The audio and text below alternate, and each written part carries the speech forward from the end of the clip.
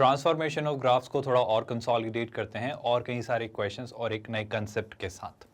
With that I hope आप जानते हैं हम IIT JEE मेंस और JEE एडवांस्ड मैथमेटिक्स की आपको तैयारी करवा रहे हैं। हम पूरे सिलेबस के सारे चैप्टर्स के हर एक कंसेप्ट को पढ़ रहे हैं, उन एग्जाम्पल से कंसोलिडेट करते हैं। इसके बाद हम असाइनमेंट क्वेश्चंस आपकी प्रैक्टिस के लिए आपको देते हैं, सारे कंसेप्ट्स को रिवाइज करते हैं प्रैक्टिस क्वेश्चंस के साथ और फिर JEE एडवांस में पूछे गए प्रीवियस ईयर्स क्वेश्चंस के साथ उस चैप्टर को कल्मिनेट करते हैं।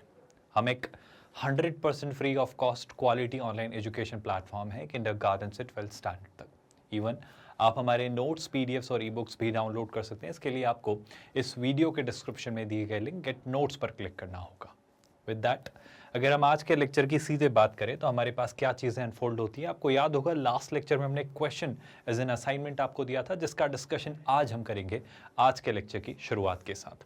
मैं कहूँगा कि सर पहले इसे पीस वाइज डेफिनेशन जो दी है ना, इसे थोड़ा क्रैक करने की कोशिश करते हैं कि ये फंक्शन कैसे बिहेव कर रहा है। मैं कहूँगा ग्राफ प्लॉट करते हैं। देखो सर, जब जब x 1 से छोटा है it is behaving like a straight line, तो ये एक स्ट्रेट लाइन बना रहा है ना। पहले तो मैं इस कर्व को बना ले रहा हूँ, फिर जो भी वो पूछ रहा है शायद हम बना लेंगे बड़े आराम से, है ना। तो मैं इस कर्व को अगर प्लॉट करता हूँ तो देखो ये कर्व मुझे कैसा दिखेगा उस पर बात कर लेते हैं। ये अगर y एक्सेस और x एक्सेस है रिस्पेक्टिवली, तो आई होप आप देख पा रहे हो सर, गौर से सुनना। 2x + 3, देखो जहां से फंक्शन अपनी डेफिनेशन चेंज कर रहा है वो पॉइंट है 1, तो लेट्स से ये वो वैल्यू है 1। आप बताओ इसके अकॉर्डिंग 1 पर इसकी डेफिनेशन क्या है। सर 1 पर इसके अकॉर्डिंग डेफिनेशन है 2 + 3 कितना 5, तो 1 पर ये जो वैल्यू अटेन कर रहा है वो है 5, है ना। अब आप गौर से सुनिएगा, जब सर ये 1 या 1 से छोटा है, आई रिपीट माई स्टेटमेंट, जब ये कर्व में x जो है वो 1 या 1 से छोटा है तो आपकी लाइन है 2x + 3। जरा थोड़ी क्लैरिटी लेते हैं, गौर से सुनना। 1 पे था ये 5, यानी 1,5 एक पॉइंट होगा। अच्छा 0 ट्राई करते हैं, जैसे ही 0 ट्राई किया तो 0 + 3 3, यानी क्या 0,3 एक पॉइंट होगा, लेट्स से यहाँ कहीं। तो शैलाई से ये एक ऐसी स्ट्रेट लाइन बना रहा होगा 1 से छोटी सारी वैल्यूज के लिए।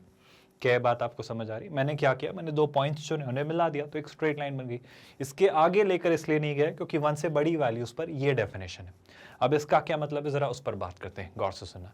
सर जब x 1 है, मान लो मैं 1 रखकर आपको चीजें समझाने की कोशिश करता हूँ कि x अगर 1 होता तो क्या होता।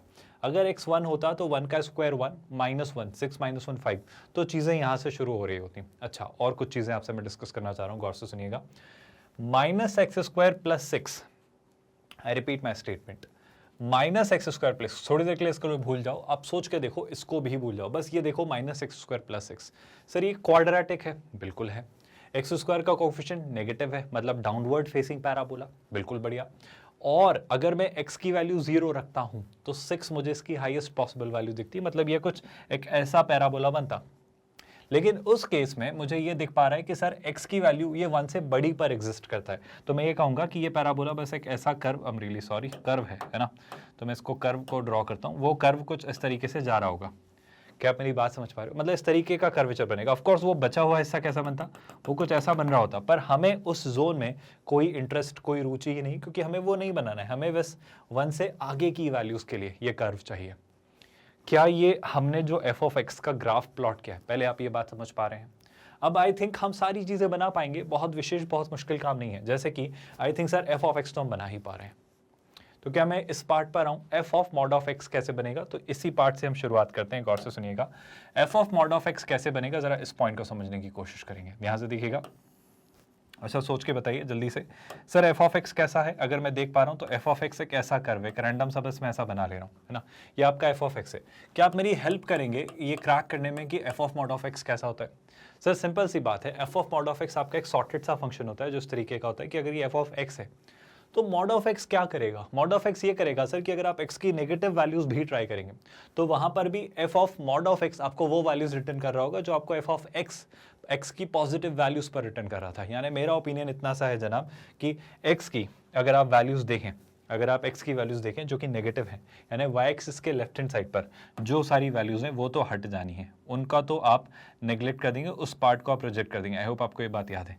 फिर क्या करना है सर, फिर आप y एक्सिस को मिरर की तरह ट्रीट करते हैं। बिल्कुल सर, y एक्सिस को मिरर की तरह ट्रीट करते हैं, और y एक्सिस को मिरर की तरह ट्रीट करते हुए जो y एक्सिस के राइट हैंड साइड वाला हिस्सा है उसकी क्या बना लेते हैं, मिरर इमेज।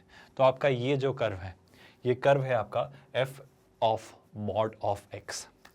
कब, जब आपका f(x) कुछ था, क्या आपको ये बात समझ आई ऐसा क्यों किया? आई होप अब आप निश्चिंत हैं इस बात को लेकर कि ऐसा होना तय है, क्योंकि आप समझो ना, यहाँ पर x की जो भी मैं नेगेटिव वैल्यू रखूंगा, जो भी x की नेगेटिव वैल्यू रखूंगा वो सब पॉजिटिव हो जाएंगी। तो वो कैसी वैल्यू लेंगी? वो वैल्यूज लेंगी जो f ऑफ x की वो वैल्यूज है जब x की आप पॉजिटिव वैल्यूज रख रहे थे। तो x की नेगेटिव वैल्यूज के लिए भी ये कर्व वैसा ही रहेगा जैसा x की पॉजिटिव वैल्यूज के लिए था। तो जैसा इस तरफ है y एक्सिस के राइट हैंड साइड, वैसा का वैसा y एक्सिस के लेफ्ट हैंड साइड भी बन जाएगा। इस तरीके से ग्राफ बनेगा। आई होप परेशानी नहीं है चीज़ों को लेकर। चलो, अगर f of mod of x आप समझ पाए तो let's move on to the next part. क्या आप कंफर्टेबल है इस बात से जो हम कर रहे हैं, जो चीज़ें हम सोच रहे हैं और जिस तरीके से हम क्वेश्चंस को वर्कआउट कर रहे हैं, है ना? जैसे कि अब मैं अगर एक और आइडिया लेना चाहूँ कि सर देखो, अब आपके पास एक और ग्राफ उसने बनाने को कहा था, वो कह रहा था आप बनाओ mod of f of x। Sir ये तो और आसान है। क्या आपको याद आ रहा है कि अगर मुझसे कोई कह रहा है mod of f of x, फिर वही बात, ये आपकी स्ट्रेट लाइन थी और ये आपका कर्व था, है ना? आई होप आपको याद है, ये स्ट्रेट लाइन थी और ये आपका वो डाउनवर्ड फेसिंग पैराबोला का वो पार्ट था। अगर कोई कह रहा है ये आपका f ऑफ x है, हम f ऑफ x में नहीं sir, mod of f of x में इंटरेस्टेड है। अब फंक्शनैलिटी समझो सर, f ऑफ x के ऊपर मॉड लगाना मतलब क्या? मतलब f ऑफ x के ऊपर मॉड लगाना मतलब अब ये पार्ट हमेशा पॉजिटिव है। ये पार्ट हमेशा पॉजिटिव है का क्या मतलब होता है? इस पार्ट के हमेशा पॉजिटिव होने का ये मतलब है, प्लीज समझिए इस बात को कि सर जो हिस्सा नेगेटिव है उसकी करस्पॉन्डिंग पॉजिटिव वैल्यूज मुझे मिल जानी है। मतलब अब मैं क्या करूंगा, अब मैं पूरा पार्ट जो एक्स एक्सिस के ऊपर है उसे तो टच भी नहीं करूंगा, लेकिन जो हिस्सा एक्स एक्सिस के नीचे है मुझे वो वैल्यूज मिलेंगी लेकिन पॉजिटिवली। मतलब जैसे कि x की ये कोई वैल्यू जिस पर मुझे वैल्यू मिल रही है लेकिन ये नेगेटिव है, पर आप इसका मॉड ले रहे हो तो इसी नेगेटिव वैल्यू की करस्पॉन्डिंग मुझे पॉजिटिव वैल्यू मिल रही है। मतलब साफ तौर पर आपको बस इतना सा कर लेना है कि जितना भी हिस्सा एक्स एक्सिस के नीचे है उस हिस्से की मिरर इमेज आपको बना लेनी है और वो नीचे वाला हिस्सा नेग्लेक्ट और डिस्कार्ड कर लेना है। क्या आप मेरी बात समझ पाए? यानी मैं क्या करूंगा, मैं शुरुआत यहीं से करूंगा सर कि ये जो हिस्सा है इसकी मिरर इमेज बनाई तो आई थिंक वो ऐसी बन जाएगी, और ये जो हिस्सा है इसकी अगर मैंने मिरर इमेज बनाई, ये जो हिस्सा है जो एक्स एक्सिस के नीचे है उसकी मिरर इमेज बनाई तो ऐसी बन जानी है, और जो हिस्सा नीचे है उसे आपको क्या कर लेना है सर, उसे आप डिस्कार्ड कर लेंगे तो ग्राफ आपका कुछ इस तरीके से दिख रहा होगा। क्या आपको ये सभी को ये बात सिंपल तौर पर जाहिर तौर पर समझ आई है? कोई डाउट? आई थिंक इसमें कोई परेशानी नहीं है। ये बिल्कुल हमें सीधा सीधा सा फंक्शन दिख रहा है। ये कौन सा फंक्शन हुआ भाई? ये फंक्शन हुआ आपका mod of f of x. क्या यहाँ तक कोई डाउट? आई होप दोनों पार्ट आपको स्पष्ट तौर पर समझ आ गए। विद दैट थर्ड पार्ट पर आते हैं। थर्ड पार्ट क्या दे रहा है? वो थर्ड पार्ट दे रहा है मॉड ऑफ, वो क्या कह रहा है, mod of f of mod of x. I think sir ये पार्ट तो हम बना लेंगे। जब हमने F of mod of x बनाया था तो क्या इसी को देखकर हम mod of f of x नहीं बना सकते? आई थिंक सर ये तो मेरे लिए अब सबसे आसान, सबसे सिंपल और सबसे सॉर्टेड सा काम होगा, और आई होप वो हम इजीली वर्कआउट कर भी लेंगे अगर सीधे सीधे सोचे तो। चलो इस पर बात कर लेते हैं। यहाँ तक तो कोई डाउट नहीं है। देखो मैं इस पर मॉड लगाने जा रहा हूँ, है ना? कैसे लगाऊंगा ध्यान से देखना। इस पर मॉड लगाना मतलब क्या? पहले तो मैं इस वाले पार्ट को एक अलग पार्ट में ड्रॉ कर लेता हूं ताकि आपको चीजें पता हो, है ना? यह है सर आपका मान लो वाई एक्सिस, गौर से सुनिएगा, और यह है आपका एक्स एक्सिस। अब दोनों फंक्शनैलिटी एक साथ लग जानी है, बस और कोई नई चीज नहीं होनी है। पर हम चूंकि F of mod of x का ग्राफ तो जानते ही हैं, वो हमारे सामने बना हुआ है। क्या बना हुआ है सर? ये वाला कर्व है ना, आपका एक सिंपल सा सॉर्टेड सा कर्व बना हुआ है। तो अगर इस कर्व को मैं प्लॉट करूँ तो ये कुछ ऐसा सा है ना, फिर कुछ ऐसा सा, फिर कुछ ऐसा सा, और फिर कुछ ऐसा सा एक कर्व बन रहा होगा। अब आपसे अगर ये कर्व को कोई कहे कि ये कर्व है आपका F of mod of x, मुझे क्या चाहिए? मुझे इस पर मॉड लगाना है। अब जैसे ही कोई कह रहा है कि इस पर आप मॉड लगा लो तो फिर वही बात लग जानी है। क्या सर? कि जो भी हिस्सा आपका एक्स एक्सिस के नीचे है, ये पूरा हिस्सा जो ये वाला पार्ट और ये वाला पार्ट जो एक्सिस के नीचे है, आप इसे क्या बना लें? इसको करस्पॉन्डिंगली पॉजिटिव कर लें, क्योंकि फिर वही बात, आपने इस पर क्या लगा दिया? मॉड। तो ये नेगेटिव वैल्यू मिलना अब मुश्किल ही है, मतलब नामुमकिन है आई वुड से। तो इसका मुझे क्या मिल जाना है? Positive part. तो ये जो नीचे वाला हिस्सा है इसे आप क्या कर देंगे? डिस्कार्ड। तो यहाँ से ये हिस्सा हट जाएगा और जो हिस्सा बस ऊपर बच रहा है वही हिस्सा बचा हुआ आपका क्या होगा? Finally answer. यानी ये जो ग्राफ बनकर आ रहा है ये आपका क्या है? Mod of f of mod of x का ग्राफ। आई थिंक तीनों ही चीज़ें आसान सी थी और आप चीज़ें समझ पाए कि चीज़ों को कैसे सोचना है और चीज़ों को कैसे वर्कआउट कर लेना है। कोई परेशानी यहाँ तक? आई होप आप कंफर्टेबल है चीज़ों को लेकर। इस क्वेश्चन को ट्राई करते हैं। देखो वो क्या लिख रहा है, वो कह रहा है sketch the curve mod y is equal to x minus 1 x minus 2। पहले तो इसे सोचने की कोशिश करते हैं कैसे बिहेव करेगा। अगर मुझे इसका ग्राफ बनाना है ना, अभी इसको भूल जाओ मॉड y को, अगर मुझे इसका ग्राफ बनाना है ना तो मेरा यकीन करिए आपके लिए सबसे अच्छी टेक्निक है wavy curve method, sign scheme method. आप देखो कुछ क्लिक ना करे ना, जैसे कि अगर ऐसा कुछ दिया हो, मैं ऑल्दो क्वाड्रेटिक से बना सकते हैं, पर मैं एक पर्सपेक्टिव आपको देना चाह रहा हूँ कि देखो ऐसा भी सोचा जा सकता है, इसमें कोई बुराई नहीं है। कैसा सोचा जा सकता है? ये आपका रहा लेट्स से क्या, वाई एक्सिस है ना, और इसी तरीके से आपके पास यहाँ पर क्या मिल जाना है, एक्स एक्सिस। अब आपके पास दो पॉइंट है जो वैनिशिंग पॉइंट है या टर्मिनेटिंग पॉइंट है, जहाँ पर आपका एक्सप्रेशन क्या हो रहा है, जीरो है ना। वो पॉइंट्स क्या क्या है सर, वो है 1 और 2। तो लेट्स से यहाँ कहीं 1 है और यहाँ कहीं 2 है। अब आप खुद सोचो, 2 से बड़ी वैल्यूज पर ये एक्सप्रेशन कैसा होगा, पॉजिटिव, और 1 से छोटी वैल्यूज पर भी ये पॉजिटिव, और 1 से 2 के बीच नेगेटिव। यानी ये जो कर्व बनेगा ना आपका, ये कर्व कुछ ऐसा बनेगा। मैं बना दे रहा हूँ, थोड़ा सा ध्यान से देखिएगा। मैं 1 और 2 बाद में बनाऊंगा, क्योंकि उससे ना हमें लिबर्टी नहीं मिल पाएगी पैराबोला को ठीक से बनाने की, है ना। थोड़ा सा वक्त दीजिए इस चीज़ को प्लॉट करने में, ध्यान से सुनिएगा। ये आपका मान लेते हैं पैराबोला है ना, और ये जो पॉइंट है आपके क्या है, ये 1 है, और ये ऑफकोर्स क्या है, 2। अब गौर से सुनिएगा, ऐसा ही क्यों बना सर? आई होप आपको दिख रहा है कि अगर मैं इस कर्व को क्रैक करता हूं तो ये क्या बन जाता है, ये बनता है x square minus 2x minus x कितना, minus 3x plus 2। I hope आप देख पा रहे हो, ये एक क्वाड्रेटिक यानी अपवर्ड फेसिंग पैराबोला है, जिसके दो रूट्स हैं 1 और 2। जाहिर सी बात है ऐसा ही बनना है। क्या ये बात आप समझ पा रहे हो? लेकिन मैं इसमें इंटरेस्टेड नहीं हूं सर, मैं इसमें इंटरेस्टेड नहीं हूं, मैं mod y is equal to this में इंटरेस्टेड हूं। तो हमें क्या करना है, हमें बस ये कर लेना है कि सबसे पहले तो जितना भी हिस्सा एक्स एक्सिस के नीचे उसे डिस्कार्ड कर देना है। तो सर ये वाला जो हिस्सा है, ये वाला जो जोन है, ये वाला जोन आपका एक्स एक्सिस के नीचे है, बिल्कुल मान लिया। और ये जो हिस्सा है इसे मैंने किया डिस्कार्ड। अब क्या करना है, जो हिस्सा एक्स एक्सिस के ऊपर है उसकी मिरर इमेज ले लो। तो सर ये इसकी मिरर इमेज आ गई, ये इसकी मिरर इमेज आ गई। तो ये जो पार्ट बनकर आ रहा है, ये आपके relation mod y is equals to x minus 1 times x minus 2 का ग्राफ होगा। बस इतनी सी ये बात है, कोई परेशानी इस बात को डाइजेस्ट करने में? आई होप अब आप कंफर्टेबल हैं चीज़ों के साथ कि उन्हें कैसे सोचना है और चीज़ें कैसे क्लियर करनी है, कोई परेशानी तो नहीं है। चलो अब एक और कैटेगरी पर हम बात करते हैं कि कल को मुझसे कोई कहे y is equals to greatest integer of f of x, इसका ग्राफ मुझे अगर बनाना है। मान लो मुझे एफ ऑफ एक्स का ग्राफ दे दिया गया है, मुझे कोई कहता है कि ये रहा आपका एफ ऑफ एक्स का ग्राफ, और इससे आप मुझे greatest integer of f of x का ग्राफ बना के बताओ। तो मैं कैसे बनाऊंगा, जरा उस पर थोड़ी एक डिस्कशन करेंगे। गौर से सुनना, बहुत अच्छा, बहुत मजेदार डिस्कशन, और इस पर क्वेश्चंस आते हैं, इसलिए हम ये सारी बातें कर रहे हैं ना। मतलब क्वेश्चंस आए ना आए, पर आपको चीज़ें पता होनी चाहिए, क्योंकि ये बहुत इंटरेस्टिंग सा पार्ट है जो सीख कर you will actually enjoy a lot, है ना। तो सबसे पहले तो मुझे क्या ढूंढना है, बहुत गौर से सुनते जाइएगा। मान लो मुझे कर्व दे दिया गया है ना। एक कर्व कैसा भी दिया जा सकता है, उसमें कोई नई चीज़ नहीं है। जैसे ये उसने एक कर्व दिया है ना, जैसे कि उसने ये कर्व मुझे इस तरीके से दिया है, ये कर्व है, आप सुन रहे हैं। और इस कर्व का एग्जिस्टेंस यहाँ से यहीं तक है, मान लो, है ना। बस इतना ही है, मैं यहीं पर रोक दे रहा हूँ इसको, इससे ज़्यादा आगे नहीं ले जा रहा हूँ। मान लो ये आपका कर्व है। अब इस कर्व में मुझे जो पता चल रहा है वो क्या, कि वो बोल रहा है ये आपका कौन सा फंक्शन है, ये आपके फंक्शन एफ ऑफ एक्स का ग्राफ है। कोई कंफ्यूजन तो नहीं है? अब वो बोल रहा है y is equal to greatest integer of f of x का ग्राफ आप बना के बताओ। तो मेरा कॉमन सेंस पता है क्या कहता है? मेरा कॉमन सेंस कहता है सर पहले तो सारी इंटीग्रल वैल्यूज आप ढूंढो। तो सारी इंटीग्रल वैल्यूज ढूंढने का मतलब क्या है, मैं सारे इंटीजर जो पॉइंट्स हैं उन पर लाइंस प्लॉट कर लेता हूँ एक्स एक्सिस और वाई एक्सिस के पैरेलल। ऐसा क्यों कर रहा हूँ, बस थोड़ा सा पेशेंस रखिए, आपको खुद ये बात नजर आएगी। आप याद करो जब हमने ग्रेटेस्ट इंटीजर एक्स का ग्राफ बनाया था, है ना।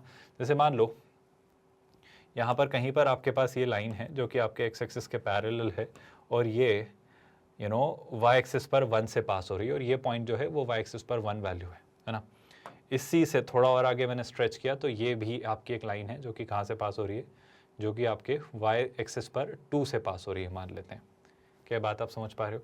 इसी तरीके से यहाँ पर अगर इसको थोड़ा नीचे मैंने पुल किया तो ये y इज इक्वल्स टू -1 से पास हो रही है। y पर मतलब एक पॉइंट है जिस पर y एक्सिस पर एक पॉइंट है जहाँ लिखा है -1, उससे पास हो रही है, और ये -2 से पास हो रही है ना। इसे थोड़ा सा मैं नीचे शिफ्ट कर लेता हूँ ताकि चीज़ें हमारी सॉर्टेड और सिस्टमेटिक दिखें। आई होप बहुत ज़्यादा तो सिमेट्री आप नहीं देख पाओगे, पर फिर भी काफ़ी हद तक चीज़ें रिलेटेड हैं और आप समझ पा रहे हो, है ना।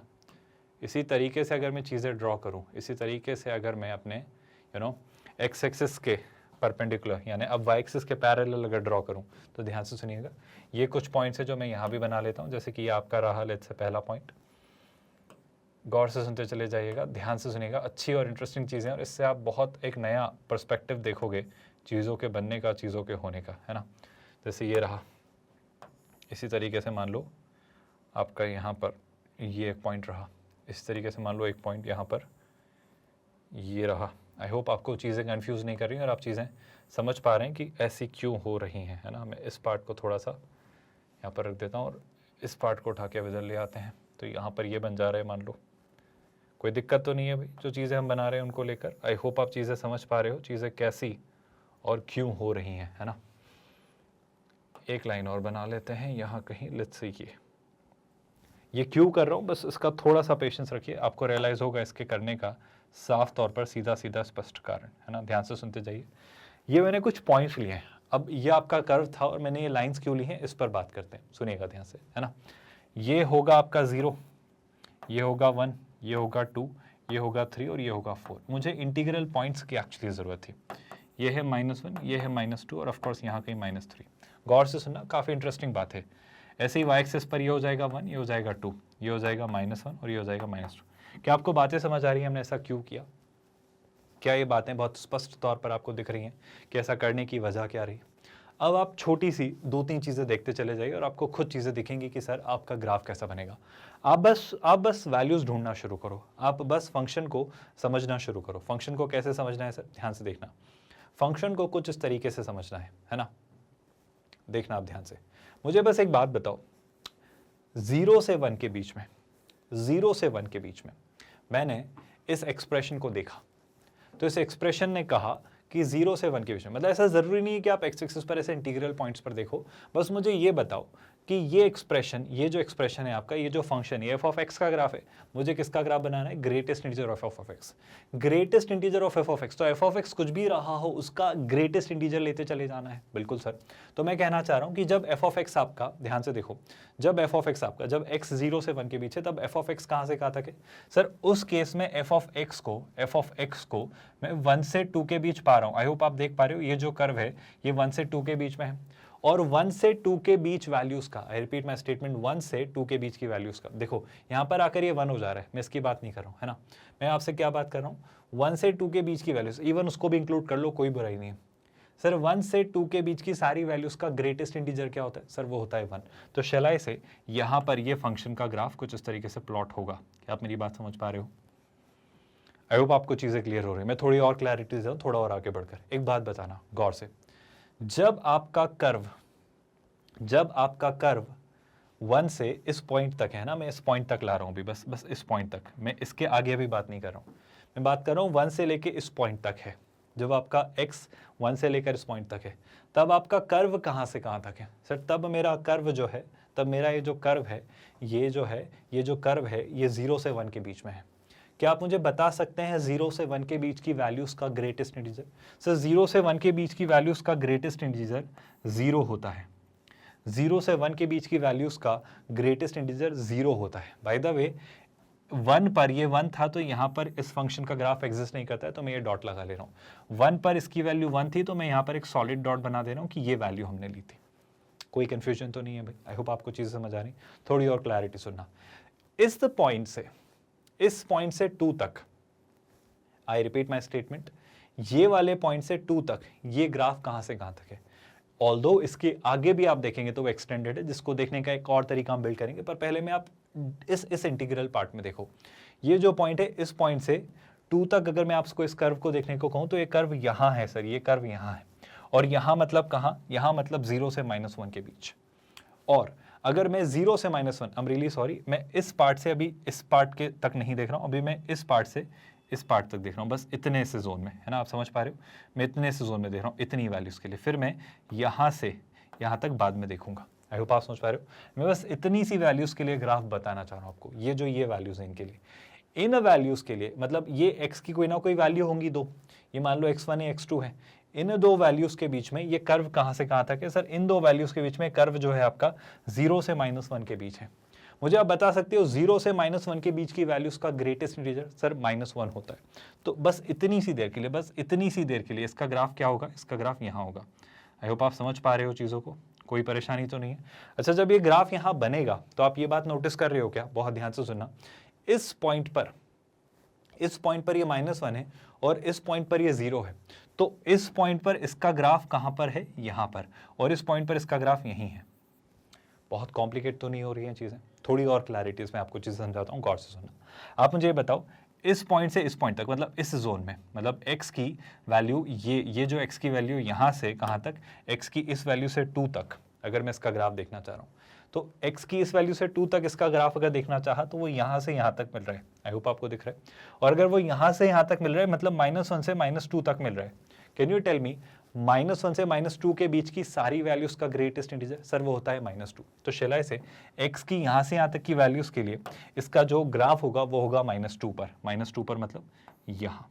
क्या बात आपको समझ आई? अच्छा, इसमें वापस सुनना, इस पॉइंट पर तो ये -1 पर है, तो वहां पर उसकी वैल्यू -1 हो गई है, क्योंकि -1 का ग्रेटेस्ट इंटीजर -1 होता है। तो यहां पर तो इस फंक्शन को आप मत लेना, लेकिन इस पॉइंट पर ये कहां पर है, -2 पर। अगर ये इस फंक्शन पर -2 पर है, इस पॉइंट पर, तो -2 आप सुन रहे हो, आई होप -1 से -2 के बीच की जो वैल्यूज हैं, आई रिपीट माई स्टेटमेंट, -1 से -2 के बीच की जो वैल्यूज हैं उनका जो ग्रेटेस्ट इंटीजर है वो कितना होगा, -2। तो -2 पर भी -2 होगा, तो मैंने इस पॉइंट को चुन लिया है। कोई परेशानी? बस एक छोटा सा काम कर लेते, थोड़ा आगे जाने पर मुझे अभी रियलाइज हो रहा है कि मुझे एक और लाइन की इसके पैरेलल जरूरत होगी, तो मैं यहाँ पर एक और लाइन यहाँ पर ले लेता हूँ। क्यों लिया, बस अब आप रियलाइज करेंगे इस बात को इस मोमेंट के साथ। सुनिएगा अब।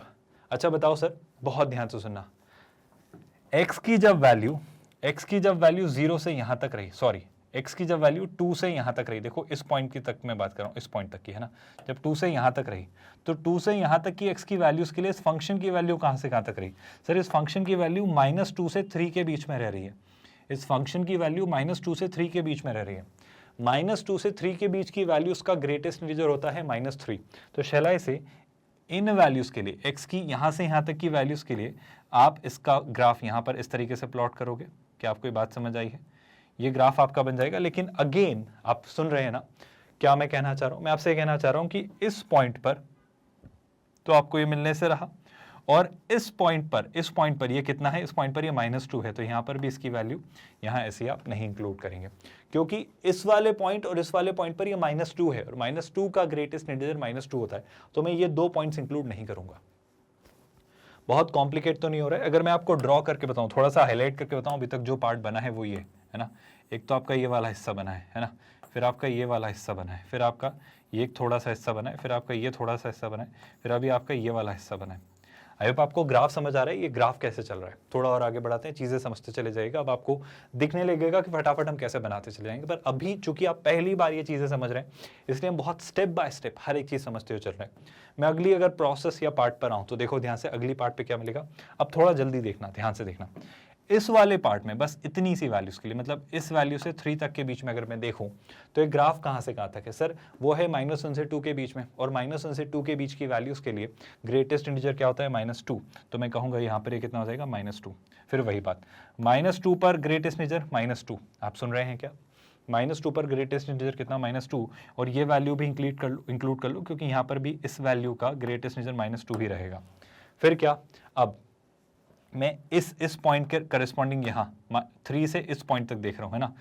अब फिर से गौर से सुनना, 3 से इस पॉइंट तक ये ग्राफ कहाँ से कहाँ तक है? सर ये ग्राफ ये रहा, ये ग्राफ आपका ये रहा, और ये ग्राफ कहाँ से कहाँ तक है? ये ग्राफ आपका -1 से -2 के बीच में है। -1 और -2 के बीच में अगर ग्राफ है तो क्या मैं कह सकता हूं उसका ग्रेटेस्ट इंटीजर क्या होगा? सर उसका ग्रेटेस्ट इंटीजर -2 होगा, मतलब वापस आपका ग्राफ यहीं पर कंटिन्यूड रहेगा। लेकिन ये वैल्यू मैं नहीं लूंगा। क्यों नहीं लूंगा? आई होप आप समझ पा रहे हो, क्योंकि यहां पर ये -1 हो जा रहा है। आई रिपीट माई स्टेटमेंट, इस पॉइंट पर ये आपका -1 हो जा रहा है, यानी कि यहां पर ये एक्सक्लूडेड रहेगा, यहां पर -2 नहीं लूंगा। अब इस वैल्यू से इस वैल्यू तक जरा बात कर लेते हैं, आप खुद सोच पा रहे हो 3 और 4 के बीच में ये जो 2 पॉइंट्स हैं इनके बीच में कैसा बिहेवियर दिखा रहा है? सो 3 और 4 के बीच में ये जो 2 पॉइंट्स हैं इनके बीच में इसकी जो वैल्यूज हैं वो कहां से कहां तक है? देखो ये जो 2 पॉइंट्स हैं इसके बीच जो वैल्यूज हैं वो 0 और -1 के बीच हैं, और 0 से -1 के बीच की वैल्यूज का ग्रेटेस्ट इंटीजर आपका हमेशा -1 होता है। लेकिन ये वाला पॉइंट एक्सक्लूड करेंगे क्योंकि यहाँ पर ये 0 हो जा रहा है। अब इस पॉइंट से 4 तक देखा, तो इस पॉइंट से 4 तक देखा तो आपका वैल्यू कितना है? 0 से 1 के बीच, और 0 से 1 के बीच की वैल्यूज का ग्रेटेस्ट इंटीजर 0 ही होता है। इवन इस पॉइंट पर भी ये 0 ही है, तो मैंने इसको इंक्लूड किया है। क्या आपको ये बात समझ आ रही है?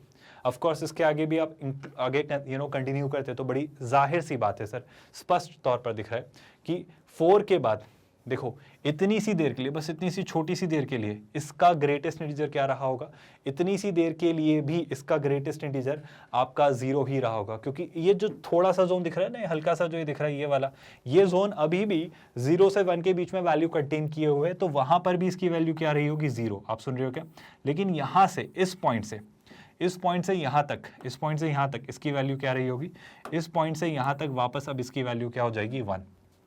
क्योंकि आप देखो ना यहां से यहां तक में ये 1 से 2 के बीच में है, और 1 से 2 के बीच की सारी वैल्यूज का ग्रेटेस्ट इंटीजर 1 होता है, और इस पॉइंट पे वापस इसकी वैल्यू क्या हो जाएगी, 2। आई होप आप समझ पा रहे हो। और 2 से आगे सारी वैल्यूज के लिए 2 से 3 के बीच में है, तो इनका ग्रेटेस्ट इंटीजर कितना होता है, 2। तो इस तरीके से हमने ये वाला पार्ट बनाया है। क्या इसी बेसिस पे आप मुझे लेफ्ट हैंड साइड वाला पार्ट बना के बता सकते हो, और आपको क्लैरिटी हुई क्या कि ग्रेटेस्ट इंटीजर फंक्शन हम कैसे बनाते हैं? आई होप अब आपके दिमाग में बहुत क्लियर सा स्ट्रक्चर्ड सा आइडिया है कि ग्रेटेस्ट इंटीजर फंक्शन का ग्राफ हम कैसे बिल्ड करते हैं। जैसे मैं इस लेफ्ट हैंड साइड पर दिखाऊं आपको, तो खुद दिमाग से सोचो स्टूडेंट। सर देखो यहां पर अगर ये इसको टच नहीं करता ना तो सॉर्टेड था। जैसे मान लो इस पॉइंट पर ये 2 को टच कर रहा है, तो जब ये फंक्शन 2 को टच कर रहा है तो 2 का तो ग्रेटेस्ट इंटीजर 2 होगा, लेकिन इस पॉइंट के अलावा बाकी सब जगह ये आपका 1 से 2 के बीच में है। अब देखो ना ये हिस्सा जो है ये 1 से 2 के बीच में, ये हिस्सा भी 1 से 2 के बीच में, और 1 से 2 के बीच की वैल्यूज का ग्रेटेस्ट इंटीजर क्या होता है सर, वो होता है 1। तो बाकी सब जगह क्या रहेगा, ये 1 एक्सेप्ट फॉर दिस वैल्यू। तो ये वैल्यू मैं इंक्लूड नहीं करूंगा, बाकी सब जगह क्या रहा, ये 1। ना सिर्फ ये, बल्कि मेरा तो आपसे कहना है यहां पर देखो, आप यहाँ पर देखो ये वाले जोन में जब ये -1 से -2 के x की जब मैंने वैल्यू ली -1 से -2 के बीच में, यानी टेक्निकली -2 से -1 के बीच में, तब भी ये 1 से 2 के बीच रहा। और अगर ये 1 से 2 के बीच रहा तो 1 से 2 के बीच की सारी वैल्यूज का ग्रेटेस्ट इंटीजर 1 ही होता है। ना सिर्फ ये, बल्कि मैं सच कहूँ तो यहाँ तक ये आपकी सारी वैल्यूज 1 ही देगा, क्योंकि ये वैल्यूज भी कहाँ से कहाँ तक है, ये वैल्यूज भी आपकी 0 से 1 के बीच है। क्या आपको ये बात समझ आई? बस इतनी सी वैल्यूज के लिए, इतनी छोटी इतनी सिंपल सी वैल्यूज के लिए ना, इस पॉइंट से इस पॉइंट तक के बीच की वैल्यूज के लिए यहां पर आपका फंक्शन 0 से 1 के बीच रह रहा है, आपका फंक्शन 0 से 1 के बीच रह रहा है, और 0 से 1 के बीच की वैल्यूज का ग्रेटेस्ट इंटीजर क्या होता है, 0। पर ये पॉइंट इंक्लूड नहीं करेंगे क्योंकि यहाँ पर ये क्या था, 1, और ये पॉइंट आप इंक्लूड करेंगे क्योंकि यहाँ पर ये 0 है।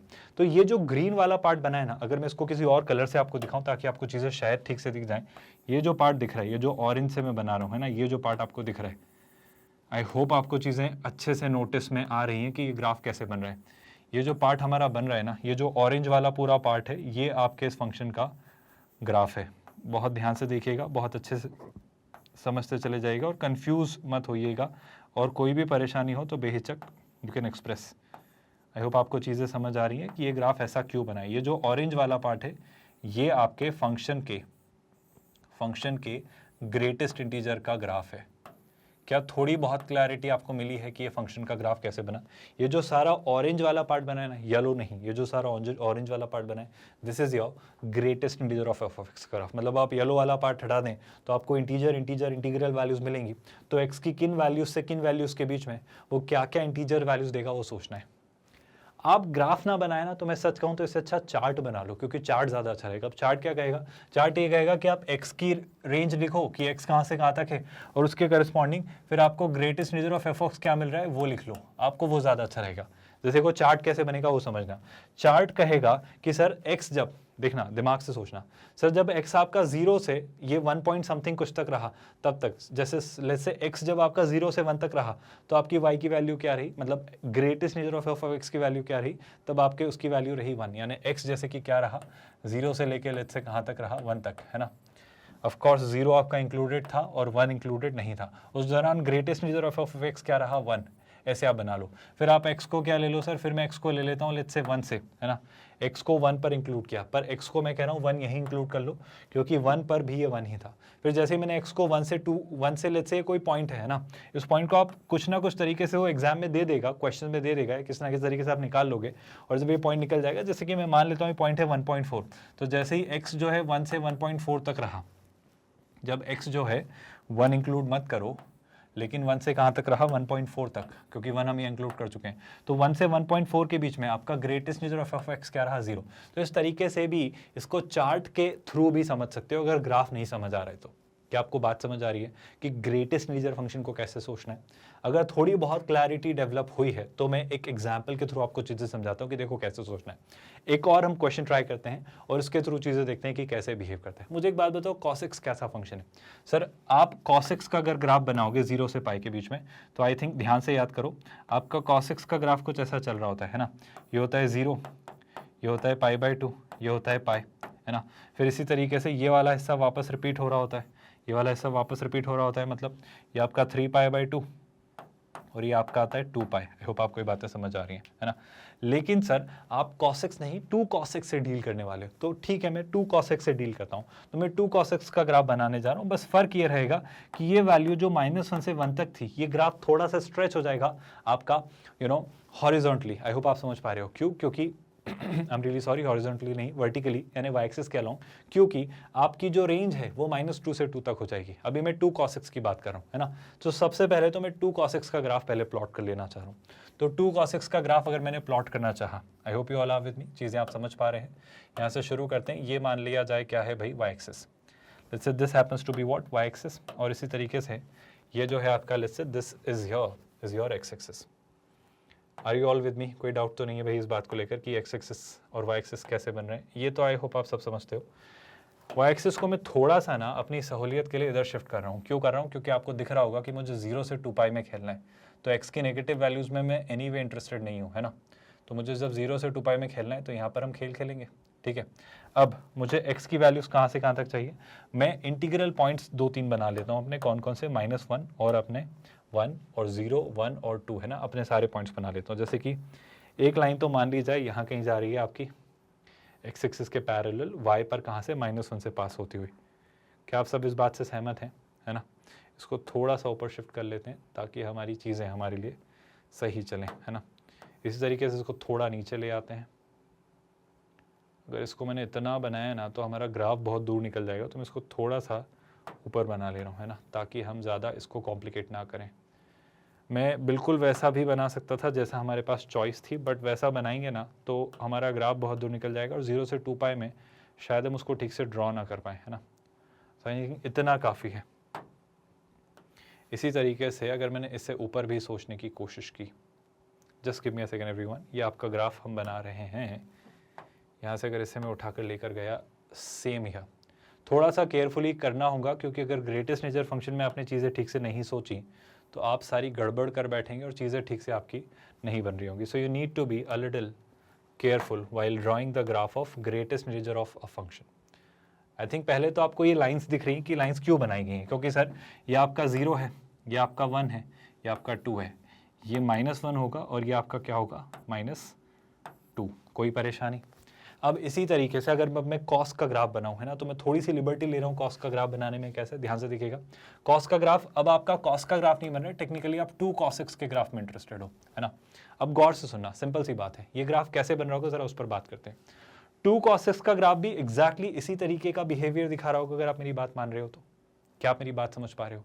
पर बस थोड़े से माइन्यूट से छोटे मोटे चेंजेस के साथ। मैं उन चेंजेस की बात आपसे करूंगा, पर पहले मैं 2 cos x का ग्राफ थोड़ा सा बना लेना चाह रहा हूँ कि ये ग्राफ जो है कुछ इस तरीके से चलेगा, है ना।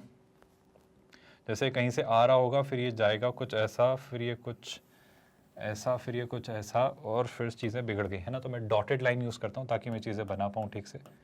ये आपका ग्राफ मान लो चल रहा है ना। आई होप ये पार्ट हमारे लिए ज़्यादा सहूलियत भरा होता है बनाने में, है ना। ये आपका एक ग्राफ है। अब आप कुछ चीज़ें मुझे बताइएगा, बहुत सोच समझ के, बहुत गौर से चीज़ें बताइएगा। अच्छा बताओ, cos 0 कितना होता है? सर cos 0 होता है 1, लेकिन ये है 2 cos x, तो 2 cos 0 कितना होगा? 2, है ना।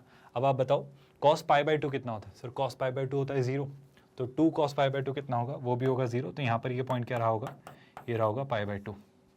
Do you all agree with this? Now proceeding further, ये पॉइंट क्या रहा होगा? सर ये पॉइंट डेफिनेटली आपका रहा होगा पाई, क्योंकि cos π कितना होता है? -1, सो 2 cos π कितना होगा? -2, है ना। ये आपका -2 यहाँ पर मिल रहा है। ये पॉइंट क्या रहा होगा? This point definitely would have been what? 3π/2। Agreeing with what I am trying to convey here. And then फिर क्या मिलेगा सर? इसके बाद 3π/2 से अगर मैं आगे बढ़ता हूँ, गौर से सुनते जाएगा, बहुत काम की बातें। 3π/2 से अगर मैं आगे बढ़ता हूँ तो यहाँ पर ये पॉइंट क्या रहा होगा? ये पॉइंट आपका रहा होगा 2π। अब जब आप वाई एक्सिस के पैरेलल लाइंस खींचो ना तो ऐसे मत खींचना जैसी मैंने यहाँ पर बनाई थी। ये एक अच्छा तरीका नहीं था। क्यों? क्योंकि यहाँ पर ना इन पॉइंट्स को ढूंढने में हमें बहुत मेहनत लगी, तो हम इसको थोड़ा सा इम्प्रोवाइज करते हैं। इसका क्या मतलब हुआ? इसका मतलब हुआ कि आप वो पॉइंट्स ढूंढो जहां पर ये कर्व इन लाइंस को इंटरसेक्ट कर रहा है। तो सर इस कर्व ने सबसे पहले इस लाइन को यहाँ इंटरसेक्ट किया, तो आपने पहले यहाँ पर ये लाइन बना ली।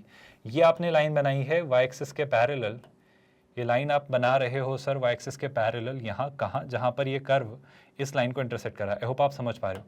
फिर मैंने इस लाइन को कहाँ बनाया? जहाँ पर ये कर्व वापस इन वाई एक्सिस के एक्स एक्सिस के जो पैरेलल लाइंस हैं उनको इंटरसेक्ट कर रहा है। फिर मैंने ये लाइन यहाँ बनाई। आई होप अब आपको चीज़ें समझ आ रही हैं कि हम ऐसा क्यों कर रहे हैं। और इस तरीके से मैं चलाता चला जाऊँगा, चीज़ों को आगे बढ़ाता चला जाऊँगा, है ना। जैसे कि फिर मैंने ये लाइन चुनी और इसके पैरेलल एक लाइन बनाई जो कि यहाँ पर अपने कर्व को ही इंटरसेक्ट कर रही थी। कहाँ पर? पाई पर। आप सुन रहे हो। फिर हमने कहाँ से आगे बढ़ाया? सर हमने इसे यहाँ पर इंटरसेक्ट होते हुए देखा इस पॉइंट पर। फिर हमने इसे थोड़ा और आगे बढ़ाया, है ना। इसे थोड़ा और अगर आगे बढ़ाया तो मैंने यहाँ पर इसे अपना जोन चेंज करते हुए देखा, है ना। फिर थोड़ा और आगे अगर मैं बढ़ाता हूँ तो मैंने इसे यहाँ पर ये इंटरसेक्ट होते हुए देखा। क्या आपको समझ आ रहा है? हम ये जो वाई एक्सिस के पैरेलल लाइंस बना रहे हैं वो कहाँ पर और क्यों और कैसे बना रहे हैं? क्यों आपको अभी समझ आएगा, पर कहाँ बना रहे हैं ये प्लीज़ आप समझिएगा अभी तो, है ना। मैं कहाँ वाला पार्ट फिर से एक बार क्लियर कर दूंगा, पर पहले इसके आगे मेरे ख्याल से बनाना बेवकूफ़ी है, क्योंकि वो आपको 2 पाई पर रोक रहा था। तो हम 2 पाई पर रुक जाएंगे ना, 2 पाई के आगे हम नहीं जाएंगे, क्योंकि वो 0 से 2 पाई तक ही आपसे चीज़ें बना रहा था। मैं फिर से रिपीट करता हूँ, मैंने क्या किया? मैंने वाई एक्सिस पर इंटीग्रल पॉइंट्स ढूंढे, क्योंकि मुझे अब greatest integer of 2 cos x में इंटरेस्टेड है, 2 टाइम्स cos x में इंटरेस्ट है। तो इन इंटीग्रल पॉइंट्स को आपके 2 टाइम्स cos x के ग्राफ ने जहां जहां इंटरसेक्ट किया, देखो कहां इंटरसेक्ट किया, यहां इंटरसेक्ट किया, यहां इंटरसेक्ट किया, यहां इंटरसेक्ट किया, यहां इंटरसेक्ट किया, यहां यहां यहां यहां यहां, बस खैर 2 पाई के आगे जाने की जरूरत नहीं। उन पॉइंट्स पर मैंने वाई एक्सिस के पैरेलल लाइंस ड्रॉ की हैं। क्यों की? अब आपको रियलाइज होगा कि जो बहुत सारी मेहनत हमने यहाँ की थी ना, जो बहुत ज़्यादा मेहनत हमें यहाँ करनी पड़ गई थी, वो बहुत आसान हो जाएगी यहाँ पर। देखना कैसे। अब आप छोटी सी एक बात का जवाब दो। कितना मज़ेदार ये क्वेश्चन हो गया, इसको सुनना आप मुझे एक बात का जवाब दो भाई, एक सिंपल सी बात का जवाब देना। बताओ भाई, सिंपल सी बात है ना। व्हाइट कलर लेंगे तो मज़ा नहीं आएगा, येलो हमारे पास यूज़ है, ऑरेंज से ही काम चलाते हैं। ध्यान से देखो, आप मुझे बताओ ये कब ये कर्व इस बॉक्स में, अब आपको रेक्टेंगल्स में खेलना है, पता है। इस रेक्टेंगल में ये कर्व आपका कहां से कहां तक है? सर इस वाले रेक्टेंगल में कर्व आपका 1 से 2 के बीच में है। बहुत बढ़िया, 1 से 2 के बीच में, तो इस पॉइंट पर कितना है? सर इस पॉइंट पर ये 2 है, तो 2 का ग्रेटेस्ट इंटीजर 2। लेकिन इस पॉइंट के अलावा बाकी सब जगह 1 से 2 के बीच में है, तो शैलाई से इसकी वैल्यू क्या होगी? सर 1 से 2 के बीच की सारी वैल्यूज का ग्रेटेस्ट इंटीजर होता है 1। अब आपको समझ आ रहा है बॉक्स में क्यों खेलना है?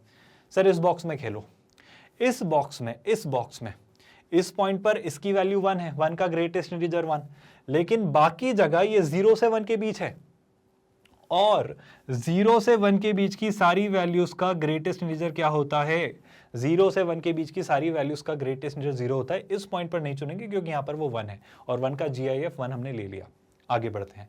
अब हम किस बॉक्स में खेलेंगे? अब हम इस बॉक्स में खेलेंगे। आपको किस बॉक्स में खेलना है समझ आ रहा है ना? हम वो बॉक्स चुन रहे हैं जहां पर आपका फंक्शन का ग्राफ एग्जिस्ट करता है। बस इतनी सी बात है, ऐसे सोचना है, और इतना आसान है, जो शायद करते वक्त उस वक्त बहुत डिफिकल्ट लगा हो, क्योंकि मैंने एक रैंडम सा एग्जांपल लेकर आपको बताया था कि ग्रेटेस्ट इंटीजर फंक्शन एक्चुअली ऐसा क्यों बन रहा है ग्राफ। पर अगर अब मैं देखूं तो आई होप आपको ग्राफ समझ आ रहा है कितना आसान है, बहुत मुश्किल नहीं है ना। जैसे यहाँ पर देखो, इस डब्बे में आ जाओ, तो भाई ये बॉक्स क्या कह रहा है? सर ये बॉक्स कह रहा है कि आपके इस फंक्शन की वैल्यू 0 से -1 के बीच है।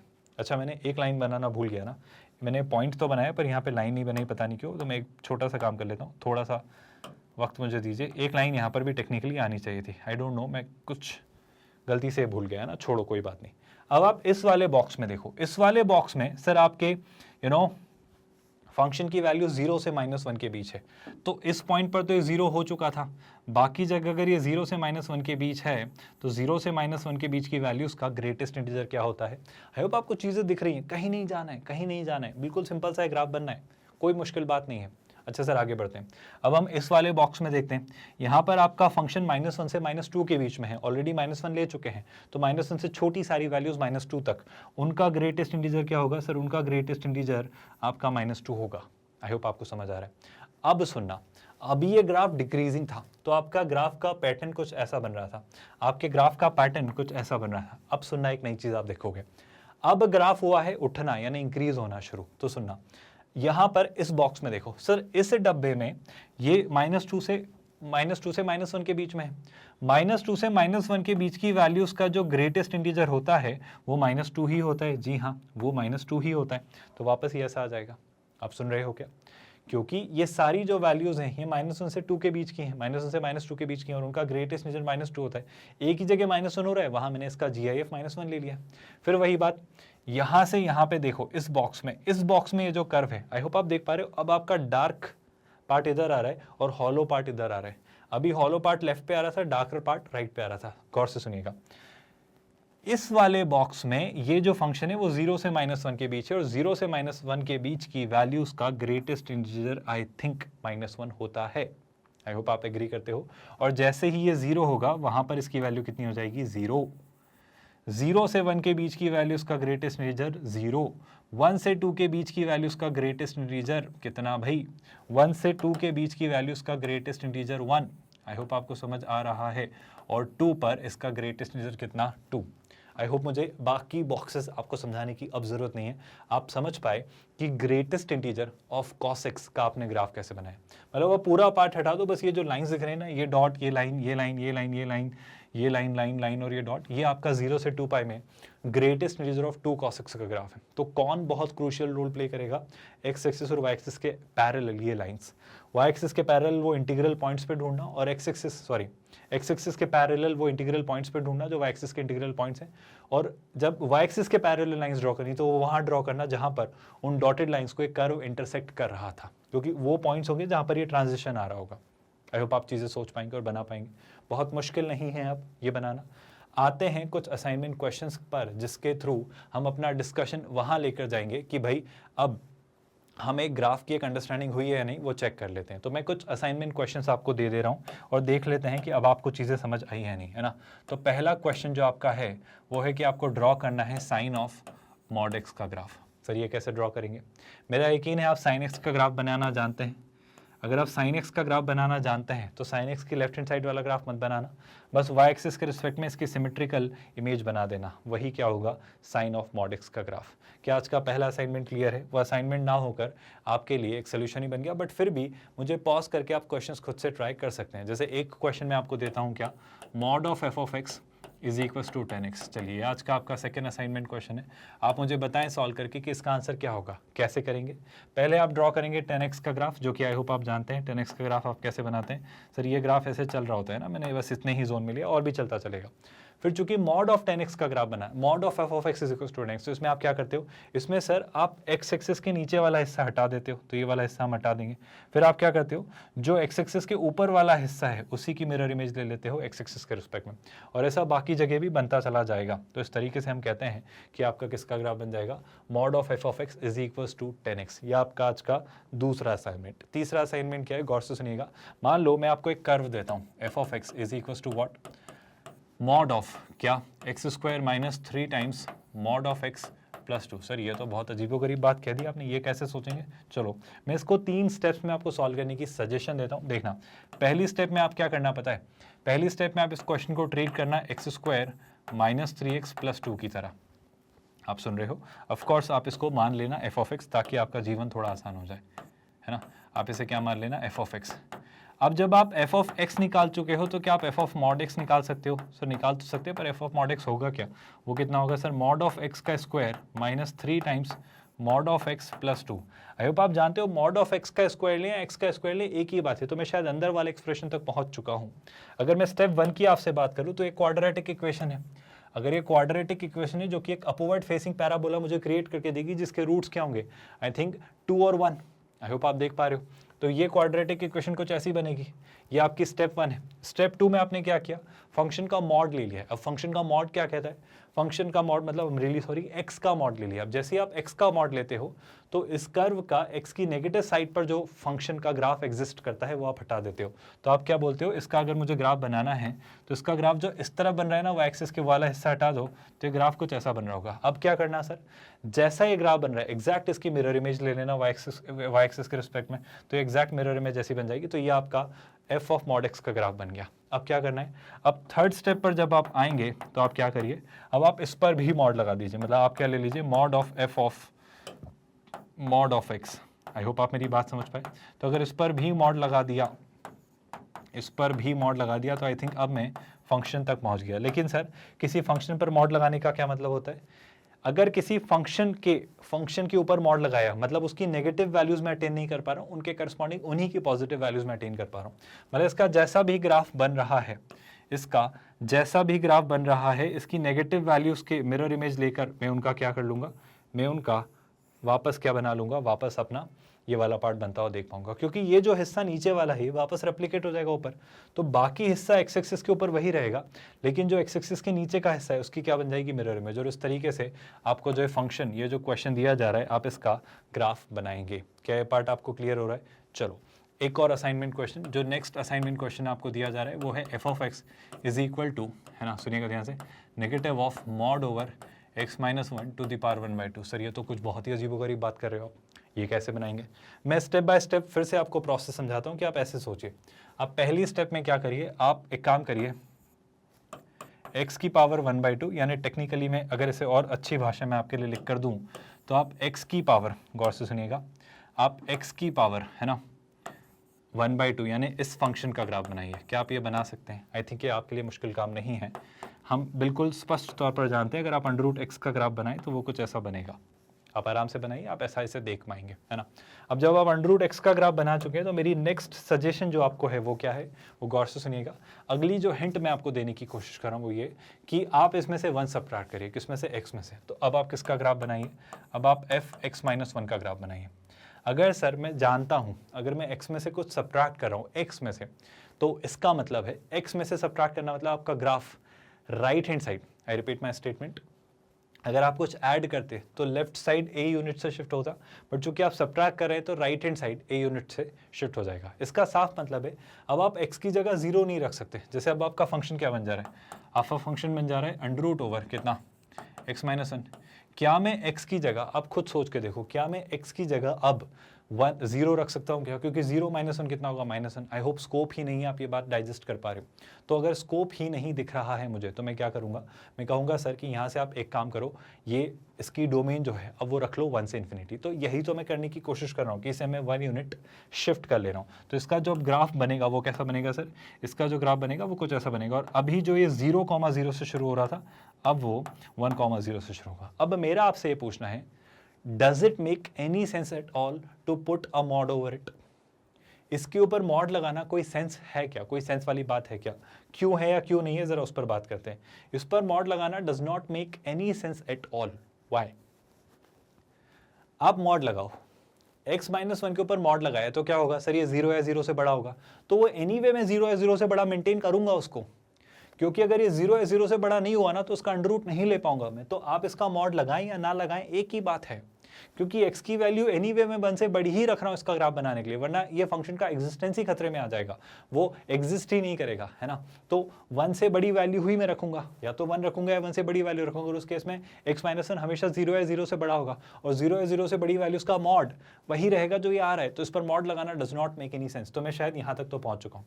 अब मुझे क्या करना है, इसका नेगेटिव, मतलब अगर ये फंक्शन मिल चुका है, अगर ये फंक्शन मिल चुका है तो अब मुझे क्या करना है, minus of f of x-1, मुझे इसका ग्राफ बनाना है। तो अगर सर मेरे पास एक फंक्शन का ग्राफ है तो उसके नेगेटिव का ग्राफ क्या होता है, आई थिंक सर आप एक्स एक्सिस के रिस्पेक्ट में उसकी मिरर इमेज निकाल दो, तो ये जो ग्राफ बन रहा है ना आपका, वो जो लाइन बन रही है वो आपके इस फंक्शन का ग्राफ है, दैट्स ऑल। ये इतने आसान से क्वेश्चंस हैं, इसमें ऐसा आई थिंक कुछ भी नहीं है जो आप नहीं जानते, जो आपको सिखाया नहीं गया। Shall I move on to the next question? चलो अगला क्वेश्चन ट्राई करते हैं, गौर से सुनिएगा। अगर मैं आपको एक क्वेश्चन देता हूँ, सुनिएगा ध्यान से, है ना।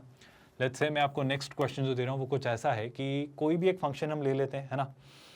जैसे कि क्या ले लें, मैं कुछ ग्राफ आपको दे देता हूँ, जैसे ग्रेटेस्ट इंटीजर पर एक ग्राफ दे देता हूँ, जैसे कि ये लिखा है greatest integer of x square minus x minus one, है ना, इसका आप ग्राफ बनाइए। तो सर ये तो कुछ बहुत ही अजीबोगरीब आप बात कह रहे हो। मैं कह रहा हूँ मैं बहुत अजीबोगरीब बात नहीं कह रहा हूँ, कि अगर आप चीज़ें सोच पाएँ तो आप पहले तो ये बताना कि ये क्वाड्रेटिक है क्या, अंदर वाले फंक्शन को प्लॉट करो स्टेप 1 में, है ना। तो अंदर वाले फंक्शन को प्लॉट किया तो डिस्क्रिमिनेंट निकालो। सर डिस्क्रिमिनेंट क्या होगा, b square minus 4ac, b square यानी 1 माइनस 4ac, अब 1 माइनस 4 इंटू माइनस 1 यानी कितना, +4, 4 + 1 √5। तो डिस्क्रिमिनेंट पॉजिटिव है और एक्स स्क्वायर का कोफिशिएंट भी पॉजिटिव है, मतलब तय बात है ये एक्स एक्सिस को दो जगह इंटरसेक्ट करेगा। अब कुछ मत करना, वापस वही सिंपल साधारण सी बात मैं आपसे कहना चाह रहा हूँ कि अब आपको अगर इसके ग्रेटेस्ट इंटीजर का, अब ये आपका कर्व है अंदर वाला, इसका ग्रेटेस्ट इंटीजर मतलब क्या, मतलब मैं यहाँ पर इंटीग्रल पॉइंट्स पर अपने सारे पैरेलल लाइंस प्लॉट कर दूंगा। आई होप आपको बात समझ आ रही है। और वो जो सारी पैरेलल लाइंस होंगी, वो जहाँ जहाँ इस कर्व को इंटरसेक्ट करेंगी वहाँ पर मैं वाई एक्सिस के पैरेलल भी लाइंस प्लॉट कर लूँगा, और फिर मैं बहुत आराम से इस क्वाड्रेटिक के ग्रेटेस्ट इंटीजर का ग्राफ बना लूँगा बिना ज़्यादा टेंशन में आए। क्या आपको ये बात समझ आई कि इस तरह के क्वेश्चंस को हमने कैसे सोचा है, या इसे हम कैसे सोचेंगे, या इन्हें कैसे वर्कआउट करेंगे।